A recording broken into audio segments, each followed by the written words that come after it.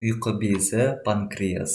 Асқазанның артында 12 елшіктің төмендеген бөлігінің медиальды, жоғары горизонталь бөлігінің астыңғы жағында орналасатын паренхиматозды безді мүше болып табылады. Ересек адамдарда оның ұзындығы 14-18 сантиметрге, ені 3-9 сантиметрге, салмағы 80 грамм, түсі бозғылт сарғыш түстес безді мүше болып табылады. Іш астар мен экстраперитониальды, яғни көбінесе алдыңғы жағы жабылады. Топографиялық орналасуына қарай оның басын ажыратамыз, денесін ажыратамыз және құйрығын ажыратамыз. Ұйқы бездің басы. Капут панкреатис. Алдынан артына қарай қалыңдау орналасатын болады. Сонымен бірге басының алдыңғы төменгі бетінде ілмектік өсіндісін ажыратамыз. Мына жерлерде ілмектік өсінділер ажыратылады. Сонымен қатар оның басы мен денесінің шектескен жерінде мына жерде тілігі болады. Бұл тілігін инцизура панкреас деп атаймыз. Сонымен қатар ұйқы безінің басында қосымша ұйқы безі түтігі болады. Санторини түтігі. Осы Санторини түтігі кіші бір түкке ашылатын болады. Сонымен қатар денесін ажыратамыз. Корпус панкреатис. Үш құрлы призма тәріздес болып келеді. Ұйқы бездің алдыңғы бетін ажыратамыз. Фациес антериор. Сонымен қатар артқы бетін ажыратамыз. Фациес постериор. Және де төменгі бетін ажыратуымызға болады. Постериорда ажыратуымызға болады. Келесі ол құйрығы. Бұл құйрығы кауда панкреатис деп аталады. Басына қарағанда негізінен жоғарырақ орналасады.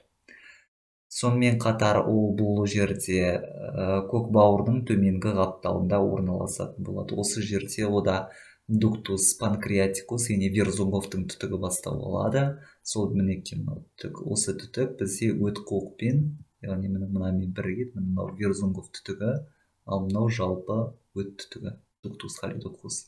Екеуі бірге отырып, папилля дуодени майырға ашылатын болады. Жалпы ұйқы бездің негізінен топографиясына тоқтала кетсек, ол іш қуысының жоғарғы бөлігінде орналасады. Кіндік пен сол қабырғасылық аймақта тұстас орналасады.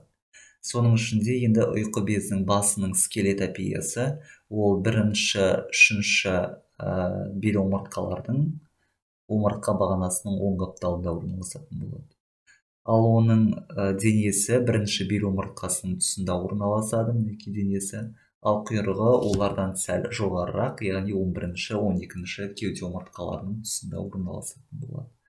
Синтопиясы оның артқы жағынан вена кава инфериор, сонымен қатар төмендемелі аорта, аорта десценденс, және де жоғарғы жағынан артерия месентерика супериормен, және де ол бүйір бетімен көкбауыр, лен, яғни құйрық жағы. Сонымен қатар оның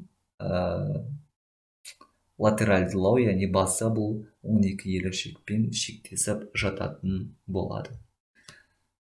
Ұйқы безі енді құрылысы жағына келетін болсақ, ол күрделі түтікті, ұяшықты безге жататын болады. Мінекей.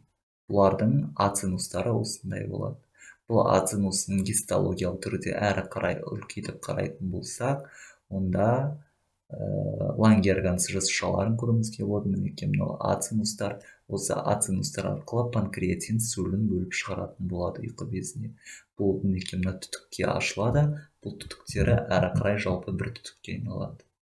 Сөйтеді панкреатин сөлі әрі қарай астың, особенно майдың негізінен қорытылуына өз әсерін тигізетін болады. Сонымен қатар айтып кеттік, лангерганс клеткалары болады деп. Бұл лангерганс клеткалары 4 клеткадан тұрады, негізінен гормональды өзінің әсері бар, яғни қанға түсіп, инсулин глюкагон қатынасын реттеп отырады. ол жөнінде эндокринология бөлімінде жеке тоқталады осы ұйқы бездің эндокринді системасына, және де олардың негізгі қызметі, механизмі жөнінде гистология, физиология және биохимия пәндерінде толығырақ айтылады. Назарларыңызға рахмет.